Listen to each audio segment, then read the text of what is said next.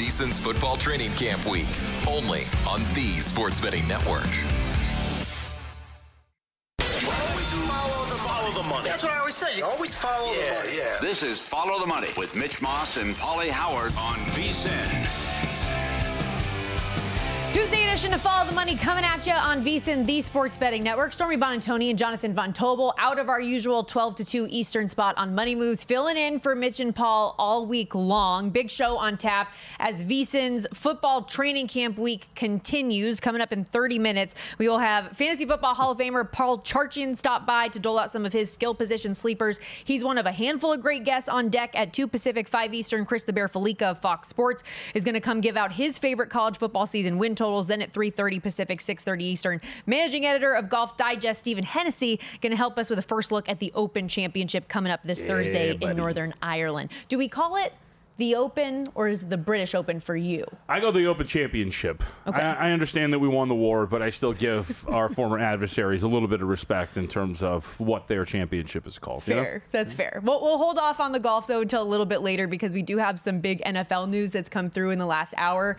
Yesterday, we saw Garrett Wilson with the Jets get that big money extension in New York, and today his teammate Sauce Gardner signing a historic deal of his own to surpass Derek Stingley as the highest paid corner in the league in terms of average annual value, gets a 3-year, $90 million extension this morning. Yeah, this is pretty fascinating because you get the big extension coming off of your worst career, your year as a pro. This is one of the guys, if you go and you read the NFL guide, which we have out now, I wrote the AFC East, and I mentioned him by name as one of the guys who had a pretty down year on this defense. And it's one of the reasons why, if you look at this team, you do have, I at least have some expectation for a step forward from a season ago because guys like Sauce Gardner, as we know, can play better. He is being paid like that now. If you're looking at it, Stormy, from a PFF standpoint, coverage grade the first 2 years, 90, 90.8. Last year, 73.1. You don't really measure corner success, or at least I don't, by interceptions. It's very hard. Obviously, the key example is a Nnamdi Asomugha type who never was a big interception guy because nobody ever threw to him. But by almost every single metric standard, he had a very down year. So is this now going to be the year with Aaron Glenn at the helm, with him running that defense? Are we going to get the Sauce Gardner that we saw in the first 2 years? And if we do, I think there's a pretty good shot that this team, again, takes that step forward is better than we have thought. Right, and I think that's obviously what the team is telling you they expect him to do by signing him to this deal. He did post to X and Instagram afterwards saying the deal is done. This is only the beginning, thanking his agents and saying, I appreciate the Jets organization for believing in me, and my teammates for the blood, sweat, and tears we put in, and Jets Nation, I appreciate y'all supporting me. But now I think for this team as a whole, where we've seen so many other teams have the issues of not being able to get deals done or taking them down to the wire and struggling with things, the Jets are taking this proactive approach and locking down some fundamental core pieces of what they hope to be their future. Yeah, I mean, look, it goes back to, you brought this up yesterday. This isn't some team that has nothing going for it. There are certain pieces that you look at and you go, oh, I would take that guy. I would take Garrett Wilson. I would take Sauce Gardner. So if you can get Glenn to come in and get these things to go and put all the pieces in the right spots, it's, I think, going to be a team that could approach that playoff contention window quicker than we think. And when I say that, too, I mean, maybe it's this year, but more importantly, it's when you find that quarterback of the future. Maybe it's Justin Fields in a new spot. We've seen guys like Geno Smith break out late in their careers. Maybe this is it, too. But in the grand scheme of things, they're just still waiting for that quarterback, which has eluded them for a very long time. I hate to say it, but I kind of like the Jets this year. It's just so interesting that with Aaron Rodgers last year, despite him being an aging quarterback coming off an Achilles, everyone was talking about this is definitely a playoff team, all of the expectations that they had for them. And now with a very similar roster and a change in regime that could change the culture around, and a defensive guy coming in that maybe will get that defense to respect his voice still. And that was the big loss when Robert Saleh was fired last year, was the defense took that step back. That you still have all of this talent that you thought was so highly regarded with Aaron Rodgers, and now you just think all of that's going away. Yeah, so I'm with you. So for week one, for example, I only have one week one bet already, but it's the Jets catching 3 at home against the Pittsburgh Steelers. I think my approach is going to be from a power rating standpoint. I'm a little bit higher on them than it would seem the market is. We'll bring them back, but when we did our market ratings, for example, remember we did that exercise, about a month ago or so, when we first just got some of those lines, you could kind of see where this team was from a power rating standpoint. I think it's a little low. So I'm with you. Maybe the approach is to go over on the win total. I think they can get 7 wins. But I think the reality is, from a rating standpoint, if we're going to continue to rate them amongst the cellar dwellers, I think they are better than that. Okay, so last night I was very invested in the home run derby. I was very excited. Cal Raleigh, as the favorite, ends up coming through with the win, albeit not without controversy. But I was curious how much of it that you even watched, because as you texted me last night, you were very busy watching a real sport. Yes. I think, did they have, how many points did they have? Like 111. It was terrible. Lakers Clippers last night. I watched a little bit of it. I wasn't like super locked in. I kind of had it on the phone and had it on the side. Was watching it here and there. Watched the kid get the robbery, which we'll talk about a little bit later. I watched the tiebreaker as well. So it was a fine event. Look, it's a home run derby. I will say this. I saw a lot of kvetching about I got robbed, and all of a sudden we're measuring home runs, in decimal points and things like this. Folks, it's a home run derby in which they regularly don't follow their own rules. Seriously, you're supposed to technically wait right until the home run lands. You never really see that. Rules are skirted and bent all the time in this event. You choose to bet on it. Like, I don't understand the complaints about now all of a sudden, like, this has to be a bastion of honor when it comes to betting and wagering. It's a derby. It's a standalone event that regularly doesn't follow its own parameters. So I was somewhat surprised by that many people bitching about the fact that they got screwed out because of all of a sudden the home run derby being measured in like point whatever inch. So yes, for anybody who missed it, while Cal Raleigh wins the home run derby, he was lucky to make it out of the first round because he and Brent Rooker both tied with the number of home runs they had. The tiebreaker was then distance, and the distance difference was literally ended up being less than an inch. Yep. So that's how they get the StatCast data that they gave, which, by the way, I thought the StatCast broadcast on ESPN2 was actually better. That's the way to watch it. Yes, it was.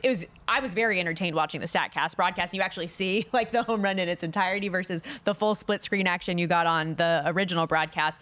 But it just fascinating that that's the way it came through. I know a lot of people wanted to swing off, and would that have been very fun for us? Sure.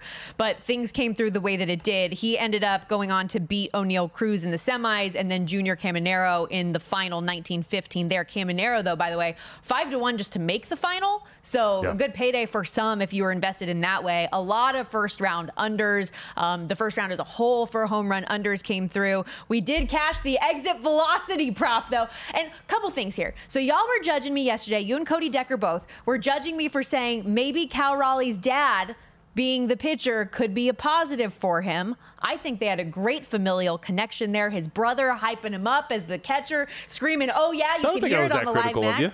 You guys were judging me. I could sense it. And then that I went deep in the weeds on the home run derby, you're like, all right, we're betting exit velocity props. Yes. But you did like my argument, so it worked out. Yeah, I did agree. I think you're trying to make yourself into a martyr when the reality is you're not. I don't think so. I'm just saying how I was feeling in the moment when we were talking yesterday. Yeah. So is what it is. But he had a 513-footer. That exit velocity wasn't even the one that cashed the ticket, though. He had a 119 miles per hour off the bat that came in round two. Much better than Jazz Chisholm's performance. Yeah, that was very much a cash it in type performance. The Demon Slayer bat that was put up on Twitter did not help him very much. Did not slay many demons. No. Did you see the Bless Your Heart corn dog thing? No. That they have? It was apparently the food. Is that the one that was covered in like Fruity Pebbles or whatever? Fruity Pebbles and hot Cheetos. Yeah. A foot-long corn dog covered in... I'll eat a lot of things. That seems a little much, even for me. A lot of things... Pick one or the other. A lot of things had to happen. Like, out of all the cosmic events that had to happen for humanity to eventually walk this earth, I don't think that should have led up to the fact that then we're crushing up hot Cheetos and Fruity Pebbles and putting them on a corn or a hot dog. So with the home run derby in the rear view, we do have the All-Star game coming up today, American League and National League. National League slightly favored, being, quote, at home with the more veteran lineup as well. Expected starting pitchers, Paul Skeens and Tarek Skubal, but I wouldn't put much stock into that, though. A big part of the All-Star game is that they want to get everybody to play, so we'll probably see an inning from those guys. How do you see it tonight? Well, market sees it as the National League should be favored. We saw this get up to about almost nearly $1.30 offshore before they started coming back down.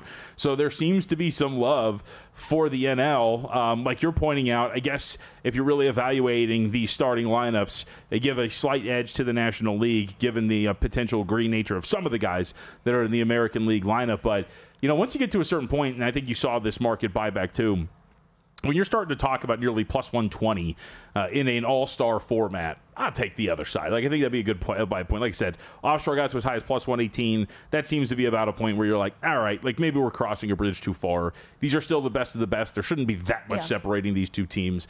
And the pitching staff, I think, breaks down nicely for what the National League brings to the table once you start to dip into the bullpen and bring some guys out. So I would very much look at this and go, all right, I understand some run here, and I think I misspoke there. I think I like the pitching for the American League once you get into the bullpen. So give me the AL if we're going to start to get to that plus 115-ish price, which we did see earlier today. Yeah, some of those top-tier pitchers in the National League aren't playing because they're injured. So I agree with you. I like that. And maybe I'm reading too much into just an all-star game, but maybe the fact that the National League, too, does have all of those veterans and guys that have played in an all-star game before, don't really care about it as much compared to the younger roster for the American League. That, hey, this is my opportunity to have a little fun and maybe want to win that much more. I don't know if that actually means anything, but a thought.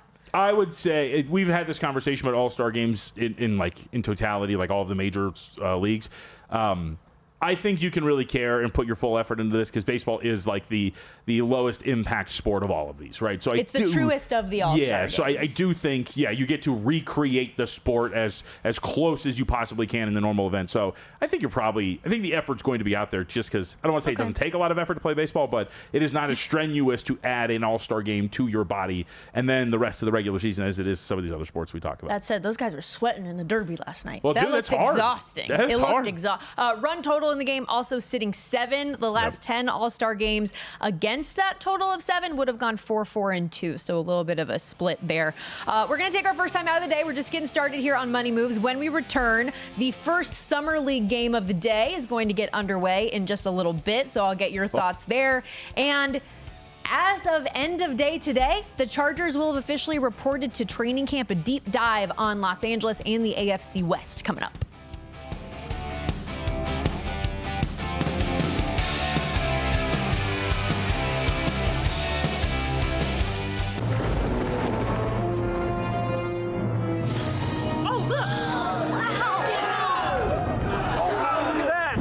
What's the guarantee?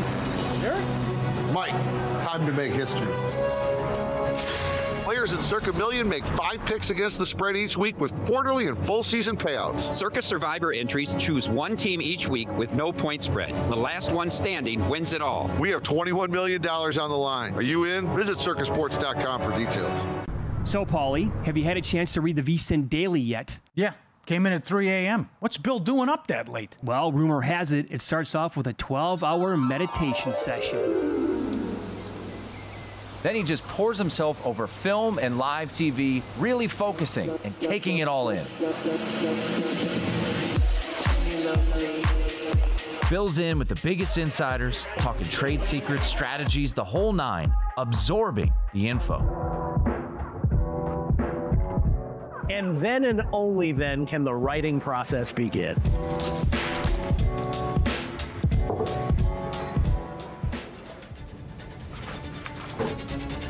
In Las Vegas, Bill's late night becomes your early morning. Wake up to the very latest betting insights in your inbox with the VSiN Daily. Sign up for free at vsin.com/newsletter.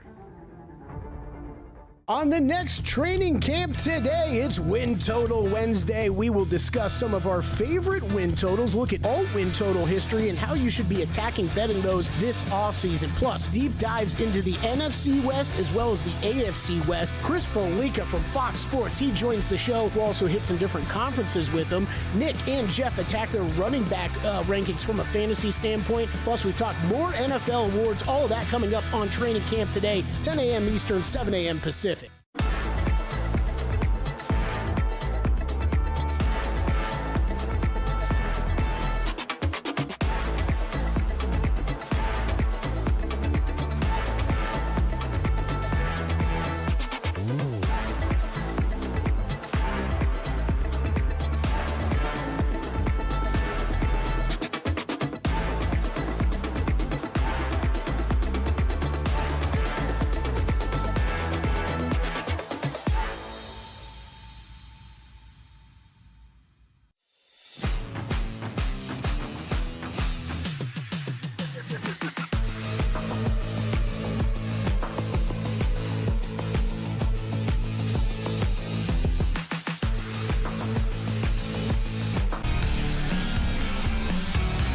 This is VSiN's Football Training Camp Week, only on the Sports Betting Network.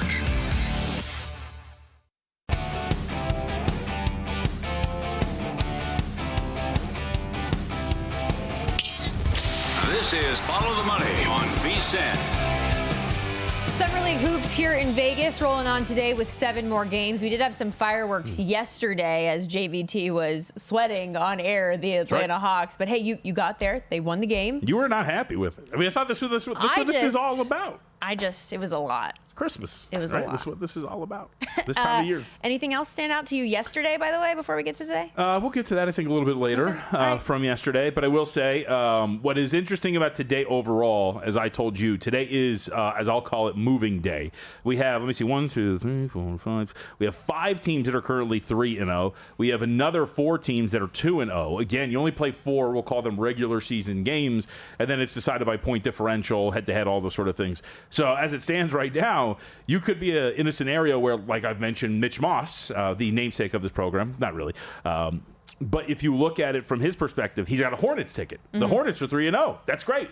They're on the outside looking in of the postseason picture right now. So this is a very big day for some of these. The Detroit Pistons will play the Minnesota Timberwolves, so we will get 1 2-0 team defeated today. The Thunder will play on their own later today, so will the Toronto Raptors. So we'll see who can go down, if any. But I will say, with Minnesota and Detroit, I mean, as much as you can evaluate these teams, like yesterday I took a stab with Dallas +7. They got smoked. Continental did end up playing. Yeah, he did. Yep. But I would say with this, 5 seems like a tad too high. Ron Holland, it seems, by all accounts, is going to play. I haven't found any information on whether or not he's going to be sitting here. So if Holland's going to be out there for Detroit, I think the Pistons have a fighting shot here. But as we know, Timberwolves are one of the higher-rated teams when you're talking about this whole grand scheme of things. And in fact, coming into today, by the way, speaking of highest-rated or best chance, Kings are your new favorite, too, in the Summer League right now, +450. But big one right now that's going to start at 1:30 between the Pistons and the Timberwolves. Yeah, and that spread bet up from 3.5 to 4.5, 5. Total 186 right now. So what do you credit that movement to? Just kind of what you're saying, a belief? Yeah, I think that you kind of see, like we saw this yesterday with Atlanta, some of it was Reed Shepherd not playing. Some of it was also, I think, the power rating, if you will, in Atlanta being a little bit bumped up a little bit by the market. I think it's the same thing here. Timberwolves were a very popular team in the betting market. Their odds really got cut down to win the whole thing as we came into it, and then they have delivered on that through the first 2 games. So I think that the market's just pretty high on this Minnesota team. Thought 3.5 was a little short. Okay, well, that'll be fun. We can sweat that out on the air today again as well. Yeah, if I have a ask, I'm gonna need or would prefer the Pistons to win this thing today. So it's not going to be like yesterday where I'm going to be hanging on every bucket, but a Pistons win would be great. All right. Reminder, everybody, this is VSiN's football training camp this week as well.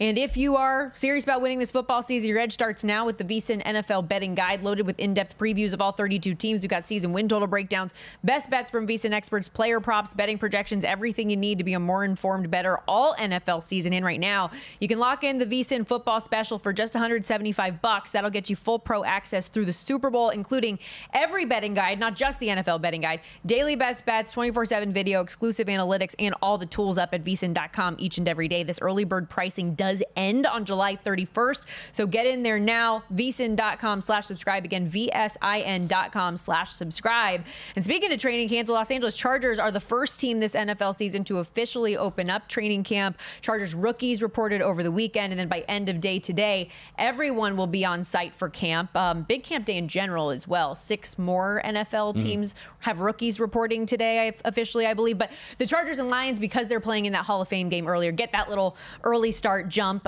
This is a team, JVT, that went from 5 wins in 2023 to 11 last year in the first season under Jim Harbaugh. Even better ATS record. This before losing what was an ugly game in the wild card round to the Texans. And Justin Herbert, who has a lot of hype each and every year, was great in the regular season in terms of taking care of the ball, had just 3 interceptions all regular season. He had 4 in that game against the Texans, and that's kind of the lasting image that we have of the Los Angeles Chargers. Yeah, I think, so I talked about this with Jensen and Dave earlier today, too. My big question is for Herbert and just this offense in general is, are we going to kind of see them open it up a little bit here? Last year, when you're talking about what we saw from him, and he played pretty much all year long, right? 618 dropbacks. It's a pretty low number. He was kind of like a glorified game manager, if you will. And by the way, those 618 dropbacks, that includes the wild card game as well. So it wasn't like a large sample size, we've seen him take more. In 2021, he had 740. In 2022, he had 812. So I kind of look, we think he is, and he is clearly a physically talented player. But are we going to see more of him? Is Harbaugh going to open this offense up more and try to get a little bit more explosive, a little bit more vertical with the way this thing can go? That's, to me, what I'm going to be very curious to see from him as we move into this next year. And I think that's kind of the big thing for them. Last year, when you looked at their offense overall by some of the advanced metrics, they were just kind of floating around 13th in EPA per play. It's a pretty average output for the most part, floating around and flirting with the top 10 ranking. But I think you can be better. And I think you're going to need to be better in a division that now has a Broncos team, which looks pretty good defensively, a Raiders team that has improved on offense, and, of course, the monster on the top, which is Kansas City. So, to me, I think Herbert played well, but what else are they going to put on his plate this year that's going to allow them to maybe take the next step? 3,800 yards passing, 23 touchdowns, 3 picks. Obviously, Jim Harbaugh is a guy who's going to want to run the football. They draft Omari and Hampton. Najee Harris appears to be okay despite the fireworks incident. But if you want Justin Herbert to be better, that wide receiver group needs to be too. And there's a couple question marks, at least right now, entering training camp in that unit. Yes, Ladd McConkey was awesome in his rookie season, and he expects to take that next step, continue to building. But you've also got Quentin Johnson with the drops issues. Then we find out the news yesterday, Mike Williams, who was brought back this offseason, is going to start the season on PUP. And then their second-round pick, Trey Harris, someone you'd imagine they would like to step up as wide receiver 2 behind McConkey, has not signed his deal yet. And this is a trend with a lot of these rookie second rounders this year. Only 2 have signed, and that's because they got all their guaranteed money. So all these other guys are trying to figure that out. Yeah, and I want to be clear too. I think Herbert was very good. I just thought that there was a somewhat muted use of him. So we'll see that. But I think, to me, out of everything we've talked about for this group, I think one of my biggest questions, and maybe this is something that's a little unfair, is them defensively and what they're going to be. Last year, if you look at it from EPA standpoint, Storby, they were 6th best in the National Football League. That's obviously very good. If you look at their slate of opponents that they had faced, though, they faced some of the worst offenses in the NFL that had to offer. I mean, you look around, when you're talking about their opponents, we're talking about Las Vegas, Carolina, Pittsburgh. Again, some of these offenses that were among the worst in the National Football League, New Orleans, Cleveland, Tennessee. That, to me, was a team that really got by against some, I would say, lesser competition on defense. I think there's a reality there where they actually take a step back defensively because a lot of what they did on that end of the field was driven by their opponents that they faced last year. They're good. I don't think that they're going to fall to 30th. But I do think that I'm not coming in thinking they're going to be a top 5 unit once again. I'm thinking they're closer to average. So with that, where do you think they sit in the AFC West? The Chiefs are favorites to win again, although that price is much less than it has been in the past, minus 120. The Broncos and Chargers, only 10 cents separate them. Denver at plus 300, LA at plus 310. Then the Raiders, obviously a long shot at 20.5. But the Broncos and Chargers right there, both with win totals 9.5, both with Super Bowl odds of 28-1. So it seems the market views them very similarly. Yeah, I mean, I think they're pretty accurately priced. I think in all the simulations, when you look at this thing, 9 wins seems to be about right, I think, for this Chargers team. I don't really see the explosion up to 11 to 12 wins this season. Obviously, I could be wrong, but I think we're floating right around that 9-win mark. I think a lot depends on what the Broncos are and what Bo Nix is going to be. Again, it's only 2 games on your schedule, but that doesn't matter when you're talking about the standings in the division and whatnot. But I think second best team in the division with about 9, maybe 10 wins on their plate sounds, I think, somewhat reasonable with a slightly more difficult schedule. And I think it also depends on how the schedule breaks down. We have all these win total projections for every single one of these teams. But if you look around and all of a sudden the Broncos are a lot worse, the Steelers become, I think, a little bit more formidable with Aaron Rodgers. I think we've talked about him before, but what if all of a sudden the Titans do have something at quarterback and you go to that week 9 game and all of a sudden it's a little bit better? What if the Colts actually get something with Daniel Jones and or Anthony Richardson?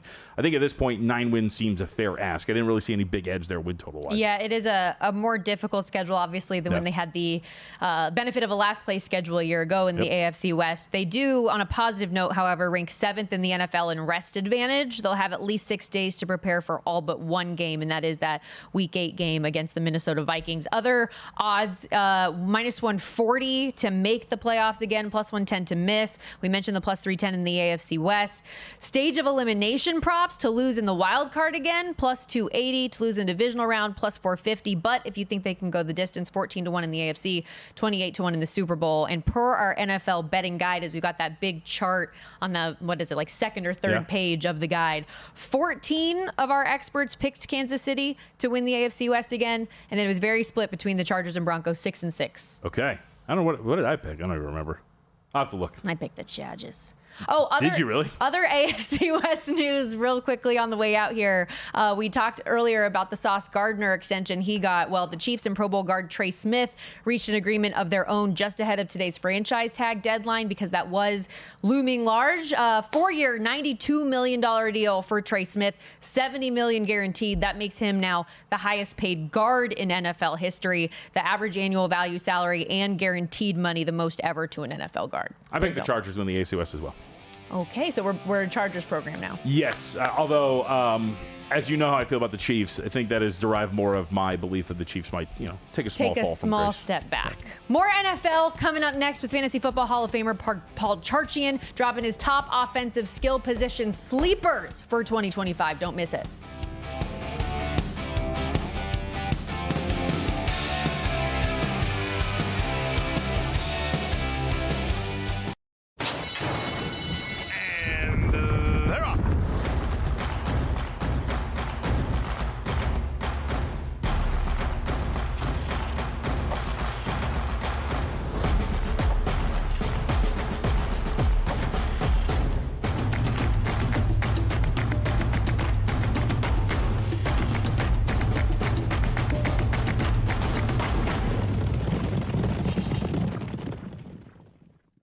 Gear up for football season the sharp way with a VSiN Pro subscription. Right now, grab our football special for just $175. An early bird deal that gives you full VSiN access through the Super Bowl. That includes our NFL betting guide, loaded with team previews, power ratings, and season-long best bets. Plus, pro picks sent to your inbox daily, betting splits from DraftKings and Circa, live shows on the VSiN Watch app, and so much more. Don't wait. Sign up now at VSiN.com/subscribe and join us on the Sports Betting Network.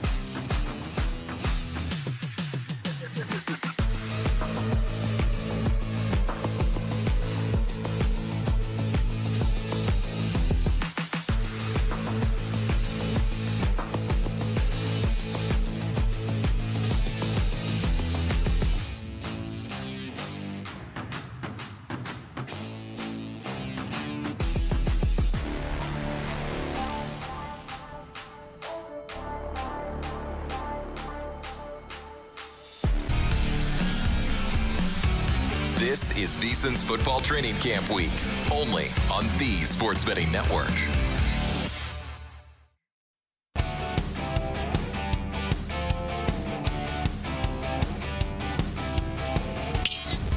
This is Follow the Money on VSiN.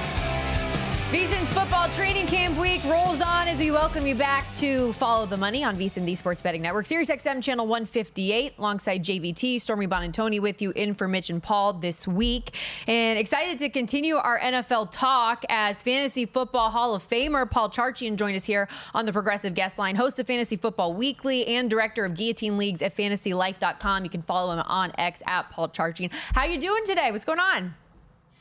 Well, we're almost to fantasy season, yes. So this is a pretty exciting time. I mean, those of us in the industry, we've been talking about this for a while, but I think for most people, you're starting to get revved up right now. No hockey, no basketball, it's just baseball. And if your favorite team is the Twins, for example, you may as well start looking ahead to your fantasy draft. Hey, don't say no basketball to JVT, who's like dialed in on Summer League day every day. Yeah, come on. You're closer now, so you have to come out. We can enjoy Summer League and whatnot. But we are locked in on what's happening in some of these pickup games out of the Thomas and Mack Center. So, we still got some hoops going on here. Well, there are actually, I mean, there are some cool things that do happen in Summer League. The Timberwolves first rounder is fascinating. We're watching this kid make 5 blocks a game. I'm pretty excited for him. See? There we go. Don't get him going, Paul. All right, let's talk about this then. Let's tie in some fantasy, maybe with some season-long stuff. So obviously, finding some of these diamonds in the rough in fantasy can make and break a season. Let's talk quarterback first. Who are some of these guys not named Patrick Mahomes and the names that we know that you think are due for some big either fantasy seasons, maybe could really be a popular play when it comes to, or a good play, some of these season-long props? Any quarterbacks in that mid-range that we should be looking out for? Yeah, there's 2 guys that I'm targeting in my fantasy drafts, and it depends always. We throw on the term sleeper, and we don't even know what that really means. But here's guys that I'm taking well ahead of where they typically go. Drake May from the Patriots, and I'd like the Patriots to be a vastly improved offense anyway. And although being vastly improved from last year isn't saying a lot. This is a team that ranked 30th in points and 31st in yards last year. So, nowhere to go but up. But just have much, much more faith in Mike Vrabel, Josh McDaniels. And last year, I think we can agree, Drake May playing with the worst offensive line in football and the worst set of receivers was downright gallant in his play. And I really feel like we're going to have a better overall offense. I like the addition of Travion Henderson. That's going to help. Offensive line should get better. They spent the 4th overall pick on offensive line. So I feel like that comes together, and Drake May can run. And I think, for fantasy guys, we're always looking for those dual threat quarterbacks. Drake May is the one that nobody ever talks about as a dual threat quarterback that can help you. Is he going to be Lamar Jackson? No, but is he going to chip in 400, 500 rushing yards? Yeah, maybe. So that's certainly one of them. And the other one is from my favorite team, the Minnesota Vikings, and JJ McCarthy. I've made this case with Mitch and Paulie. I'll do it again here in case anybody wasn't watching that epic award-winning show from last week. Has any player, history of the league, has any quarterback been dropped into a better first-year starting spot than J.J. McCarthy? When he turns left, he's looking at Justin Jefferson. He turns right, there's Jordan Addison. Across the middle in the seam, here's TJ Hawkinson leaking out of the backfield. You can throw to Aaron Jones. You've got the best quarterback coach in the league potentially in Kevin O'Connell, who has gotten season-defining play out of Kirk Cousins and Sam Darnold. This is such a good spot. And he's another guy who runs way better than anybody has been talking about. McCarthy, ran for 800 yards his last 2 years at Michigan. So there's a real chance for J.J. McCarthy as well to be a really nice sleeper, currently going off the board at draft position 16 at quarterbacks. I like him a little better than that. To the question of the situation, I will present 1998 Peyton Manning, Marshall Faulk, Marvin Harrison. Not too bad. Yeah, well, that was Peyton Manning got dropped into that. That is pretty darn good. Nice job. All right. I like that. But to your point, Paul, that was such a big conversation topic last year before JJ got injured, and then Sam Darnold ended up getting to reap all of those rewards, and you see the season that they ultimately ended up having. So I certainly hope that he can take advantage of everything he's got around him. Let's shift gears here and go to some other skill positions. I'll let you choose what you think is the most notable for our audience. All right, sounds good. Now, we're going a little bit deeper here. I want to talk about Bears. This is like last pick of your draft territory. Bears running back Roschon Johnson. So we know DeAndre Swift is there now. We also know Ben Johnson has already benched him once in his career, and he was 2 years younger than he is now. And so that was a bad fit then. So Ben Johnson's there now. Roschon Johnson could easily pick up that Jamal Williams role from a couple of years ago. You'll remember 2022, Jamal Williams, 17 touchdowns for Ben Johnson that year as the power back for Ben Johnson. The power back for Ben Johnson now is Roschon Johnson. And, he's physically built for it. Swift is not a goal line guy, never was. He's 5'9", 210 pounds. Johnson's 6 foot, 230. So I think that's, if you want a sneaky guy that could be sitting on double-digit touchdowns, Roschon Johnson's one of them. And the other guy that we talked about last week with Mitch and Paulie, in case, anybody missed that, in not to keep going back to the Vikings, but the Vikings are going to find themselves in a spot where they've got the opportunity to get a lot of potential touchdown production from Jordan Mason as the team's designated goal line runner as well. All right, I wanted to go to a big name, but I think maybe as being a little undervalued. He's also got a new quarterback, too. Prop for Brock Bowers for the season is 1,000 flat. It's 1,500 for receiving yards. That seems really light for a dude who had 1,100 last year with the rotation that he had at quarterback. Is Geno Smith not going to be able to use him way more and way more effectively? Everything's better about Las Vegas as a team. Vegas, to me, is a sneaky contender in that division. This is going to be a dramatically better team. And I love Bowers. If you want to make a case for Bowers to be the first overall player taken, I'm listening to that. Even though he's going off the board at pick 16, you could trade down instead and still get Bowers. But I think you can make a case for it. Last year, he set the NFL record for the most receptions by a rookie at any position, 112 catches. That passed Puka Nacua from the year before. He also broke the NFL record for the most receiving yards by a rookie tight end ever. And what if Brock Bowers is 15, 20% better? I mean, he can't get double better, but what if he's 20% better this year in an offense that's now got Geno Smith? That is a massive advantage. Aiden O'Connell and Gardner Minshew were just giving away drives. This is a huge upgrade to Geno Smith. And so, I think Brock Bowers going off, again, as I mentioned, pick 15, 16 right now is where he's typically going. That is way too late. I take him as high as the middle of the first round. Are there any players that are being talked about a lot as those first round picks that you would tell people to stay away from? Like any of those big names that you think are crossed off your board? Yeah, well, there's several, right? And sometimes, and to make this a meaningful conversation, we gotta talk about some big name players that I think have got some fail to them. So first, if you've got pick 7, you're gonna have to decide on whether or not you want to take Christian McCaffrey. For me, I don't want to give away my draft at pick 7 because I went with somebody who's missed missed half of the last 6 years with injury. To me, that's too much risk. And I feel like McCaffrey now at the final quartile of likely his career, to me, that's more risky than I want. And then the other player that people absolutely love, and I understand everybody who gets out there protractors and they're doing all the advanced metrics on how this season should play out. Devon Achane, I feel like he got a little bit lucky last year in that he played all of the games.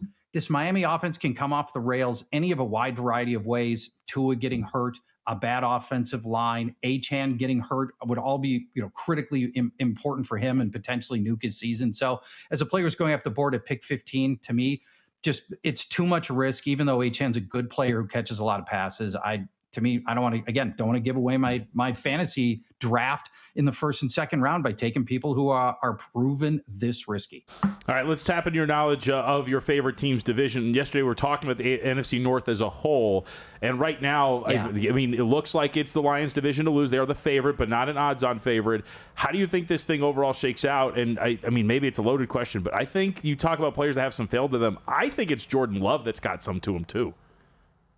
Oh, okay. You and I are on the other side of Jordan Love. Okay. I see a player, and let's feel free to debate this. I see Love as a player who was ascending at this time last year. He suffered that week 1 groin injury, missed a couple of games, and then just played on it after that. And that threw off his throwing motion. It took all the mobility away from Jordan Love that he had previously had. So JVT, I like him to bounce back here. You add in Matthew Golden, which should help. Offensive line is now also reconfigured, getting all the players playing their natural positions. Last year, due to injury, they had Jenkins playing all over the place, and they had to shuffle that offensive line at least for the start of the season. Now everybody's back in their natural positions. I think the Packers are going to be a very tough out. And honestly, if you think the Bears are going to get better, to me, this is the one that everybody's overemphasizing is the Bears.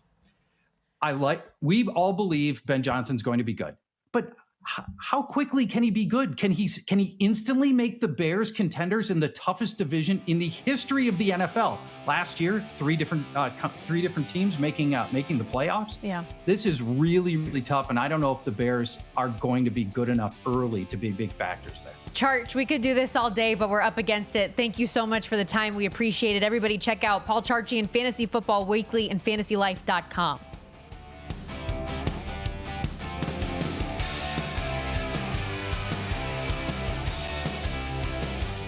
As sports fans, we may cheer for different teams, but there's one thing that we can all agree on. We want the game to be big. And with 3 levels, 30 cabanas, a 143-foot screen, 6 clean pools, and endless cold drinks, it doesn't get any bigger or any better than Stadium Swim in Las Vegas. All sports, all seasons. It's more than a pool deck. Stadium Swim. It's the only thing like it in the world. You're in it now. VSiN's football training camp week is underway all week long. Our experts are breaking down season-long props, futures, fantasy draft strategy, playoff picks, and award predictions. Everything you need to be ready for when the season kicks off. And every morning at 10 a.m. Eastern, catch VSiN Training Camp Today, your daily deep dive into sleepers, sharp bets, and expert analysis. This is your camp, your prep, your edge. Only on VSiN, the sports betting network.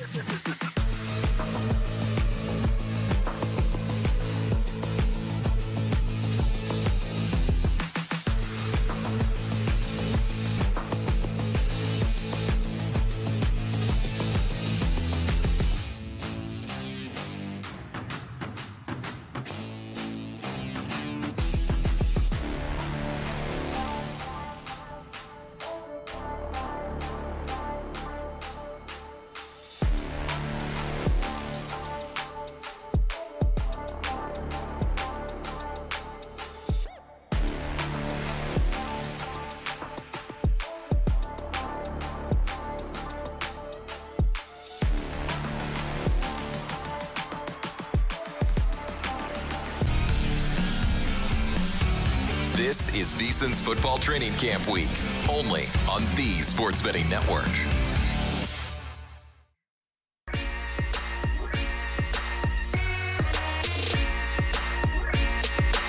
Win Some, Lose Some is sponsored by the Sharp Plays. Were you a winner last night? Wow, winning. Or was it a rough one? Well, they can't all be winners, can they? Loser! You're a loser! Paulie Howard recaps the night in sports betting in Win Some, Lose Some.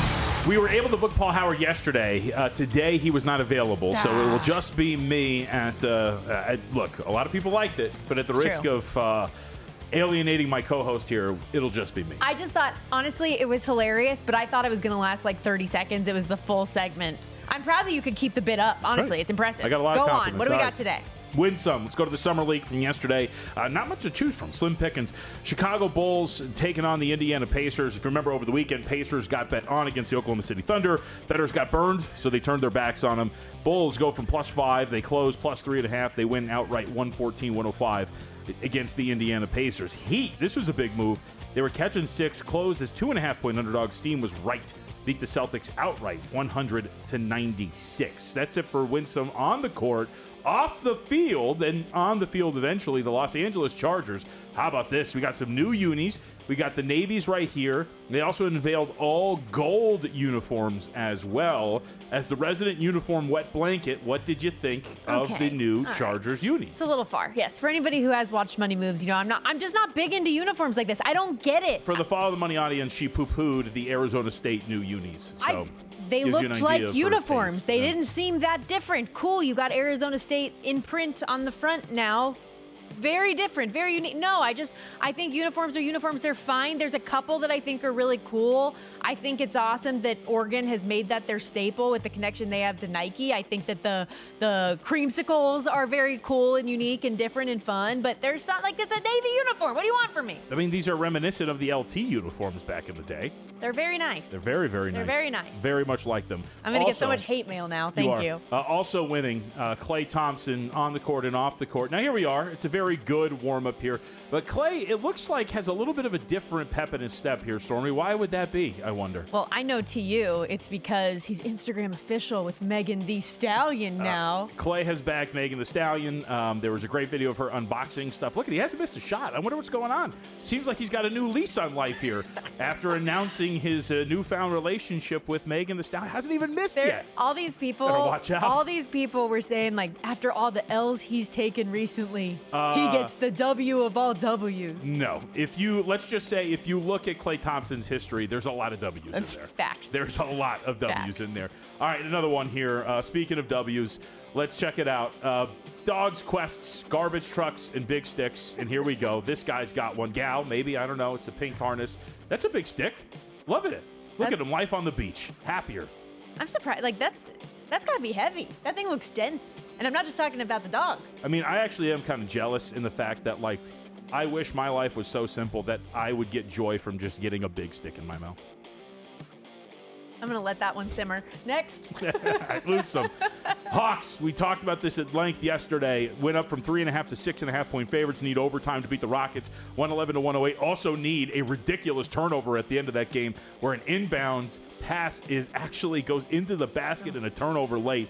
Hawks need overtime to get the win. Do not get the cover. The 80-1 though. Yes, live. still That's live, what we're talking baby. about. They're now 6-1 to win the whole thing. I saw that. Yeah, I saw that this morning. Lakers catching one at the Open, closes 1.5 point favorites. Lose to the Clippers yesterday in one of the best played basketball games in the history of mankind, 67-58. It was ugly. WNBA, lose some. What are you doing? Only 2 games tonight. Both of them are at night, and Caitlin Clark is head-to-head with the Major League Baseball All-Star game? I thought this yesterday, too, that you have an opportunity when all that's going on really is the Home Run Derby and some Summer League, and you don't have a single national game. Just pretty weak right now. This is the week where you don't have any Major League Baseball filling up the slate all day. Just do something. Take advantage of the early slate. What are we doing? That's the whole point. Take advantage. This is your opportunity. Yes. I have no idea what they're doing. Jazz Chisholm hits just 3 home runs in the Derby yesterday. Some of the quotes, a shout out to Jared Smith, who had the quote in his little breakdown there up on Twitter, where he was literally, Chisholm was just, I'm paraphrasing, just there to show up and get out, punch the time clock and get out. and did just that with 3 homers yesterday. Why even go? Why even show up if that's what you're going to do? By the way, the 3 home runs was the first time since 2014 somebody had hit so few, and that was when they only did 7 outs. So just take that into account for what we saw. And I don't know, on a day where there's like some moments that were actually really, really cool, and you see O'Neal Cruz bust one out for like 513 yards. No Aaron Judge. We got Jazz Chisholm from the Yankees. Yep. Love that for us. By the way, real quick, last Lewsome here on the Home Run Derby, just really quickly, because this was reported about 30 minutes ago from Susan Slusser. Brent Rooker actually told Susan Slusser that Major League Baseball clarified he should have gotten more balls in his bucket during the Home Run Derby. So it was just a mess all the way around for the Home Run Derby yesterday. So bettors not happy all the way around. All right, next up, the kid who, I guess, is it a kid? He kind of looked old. But the teenager that robbed Junior Caminero's home run out there. They counted the home run, though. They did. So that's why I didn't understand. When I first saw this, I saw, ban the kid. If the home run counted, then what's the big deal? I mean, I wanted them not to. I got to be honest with you. I'm with you. If you are just have a bunch of randos in the field, if I can rob your home run, it should not count. In the moment when I saw that happen, I was like, oh, come on now. Hysterical, hilarious. I wanted it to not count. The ball stayed in the yard. I'm with you. I cannot believe that there was actually outrage about that Caminero might have gotten robbed, which eventually he didn't. The panic on that young man's face, though, when his buddy comes up to him, he's like, dude, why'd you catch that? And he's like, oh no. Baller's I ball. felt terrible, but it counted as well. Did you feel worse there or here? It is not often that a young career is snuffed out in the summer league, and yet we might have seen that yesterday. Bulls rookie Noah Essengay dunked on by Johnny Furphy yesterday in the summer league. Look at this picture. Look at the look on his face. I'm a very reasonable and even-keeled person. I think the only reasonable step at this point is to retire. Oh my God, he had a good day too. He was like 21 points. Did he? No idea. When you sent this in our group chat yesterday, at first I was like, what am I looking at? I thought this was photoshopped. This is incredible. Brutal. You can't go on. I'm sorry. There's only 2 options. You retire or you have to become a Hall of Famer. There is nothing in between. You don't want that on a trophy? I mean, that's absolutely incredible. All right, what do we got? Show me a dog. We got dog roulette here. We're firing away on some of these. I think we're going to have more cute dogs either deciding between things or loving their owners. What do we got? All right, Bella helping out. I wish my kids would help out like this. Look at this. Washing the hedgehogs. No, those are not real hedgehogs for our audio audience. They are very clearly stuffed hedgehogs. Stuffed animals. Yeah, he's doing more laundry than my husband's ever done. There you go. I feel bad saying that. He does more laundry than me, if we're being transparent. But that's very cool. Getting him trained up. Such a good boy. Such a good helper. Have you seen the videos of the dogs that are trained to go get beers and stuff? Yes. That's I got to get in on that. Stop training robots. Train dogs. They'll love you at the end of the day. They're not going to turn. I mean, maybe some might turn. Dogs can still kill you. These are the good dogs. That's what happens. All right, bad beats. Brent Rooker eliminated from the Home Run Derby. How about this? Because his longest home run was an inch shorter than Cal Raleigh. You see the numbers here. You want to give that number a shot? So I'm not going to do the full thing. Nah, come on, give the whole thing a shot. I can't see the full thing. I've got a camera in the way of it, but they were both. 470.617, 145, 2141 long home run. Brent Rooker, just a 470.535, 1740, 593. Or if you want to keep it simple, 470, 617, 470, 535. Yeah. Okay? But, I mean, it was that close on the StatCast. I wish that we would have had a swing off. I think we probably should have. I also just think we should go back to the 10 outs format. I'm one of those people that really enjoyed that. I think there's too much confusion for what this format is, but I enjoyed last night. I got to be transparent with you. I had a lot of fun watching it. All right. By the way, brought to you by Sharp Plays here on Win Some, Lose Some. Unmatched transparency, unlike Major League Baseball with this measuring system. With records updated daily, you get AI betting analysis as well and real-time global betting information delivered straight to you right from the pros. Sign up now at thesharpplays.com. Nobody does better than thesharpplays.com. Sharpplays.com. I still can't get over Cal Raleigh's nickname. Big Dumper? Yeah, and I know it's been such a great story for him all season long, what he's done as a catcher, leading MLB in home runs. He's a contender for MVP, home runs leader, all of that stuff for the year. But yeah, every time I turn on a broadcast or last night, every time he did something, the Big Dumper hitting dingers. I'll never get used to it. I don't think I'll ever get used to it. Did you enjoy? Are you a Pat McAfee gal? To an extent. To an extent. Was that extent reached yesterday in the introductions? I'm not big on the showman. I don't. The shtick. Yeah. Yeah. That's just my personal preference. I think he's very good at what he does. He's very engaging. He gets good interviews. He gets people to say things they wouldn't otherwise say. Very comfortable didn't get the feeling. Connection. You know what I'm saying? But it's a Major it League felt Baseball a little home run off. derby. I didn't understand the connection of having him there. Felt a little bit overall, former Colts punter. I'm down. But it's on ESPN. They utilize their talent where they see fit. They don't have a good track record of doing it. They force their guys in spots that they were supposed to be. They're not. Some of the interviews were a little interesting yesterday too. Although I did really want to see Cal Raleigh's interview at the end. I also didn't know you get so many awards. I know you get $1 million, you get a trophy, but there's, in addition to the trophy and chain, we now have a WWE belt as well. So that was interesting. Connect with the youth. Fun stuff yesterday. I liked it. Coming up, getting into college football, Chris the Bear Felica joins us with some of his in-pocket season win totals. Stick around. Introducing the $500 trifecta. Use your GBank Visa signature credit card within 3 months of account opening.